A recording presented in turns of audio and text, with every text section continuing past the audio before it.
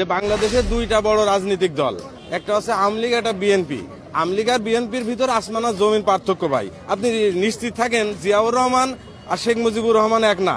আপনি নিশ্চিত থাকেন খালেদা জিয়া এবং শেখ হাসিনা এক না। আপনি নিশ্চিত থাকেন জয় এবং তারেক জিয়া এক না। এদের প্রত্যেকের দাড়ি পাল্লাই দেন, যোজন বিয়োজন পার্থক্য আছে। জিয়াউর রহমানের সন্তান তারেক জিয়া যদি বাংলাদেশের ক্ষমতার মসনদে বসে, আপনি সুনিশ্চিত থাকেন বাংলাদেশটা ভালোভাবে চলবে।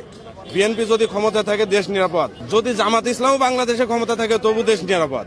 কিন্তু এই শেখ হাসিনা যদি ক্ষমতায় থাকে, আওয়ামী লীগ যদি ক্ষমতায় থাকে, এরা ক্ষমতায় থাকলেও দেশের জন্য বিপজ্জনক, এরা ক্ষমতায় না থাকলেও দেশের জন্য বিপজ্জনক। এই আওয়ামী লীগ যে অপরাধ করেছে তারা এটা এখনো মানেই না, এখনো মানতেছেই না। মনে হয় তারেক জিয়ার নির্দেশে সারা বাংলাদেশে উত্তম মাধ্যম শুরু হয়নি বলে এইটার জন্য আমি তারেক জিয়াকে দায়ী করব। উনি যে সারা বাংলাদেশের মানুষকে বলেছে তোমরা শান্ত থাকো, এই শান্ত থাকাটাই আমার মনে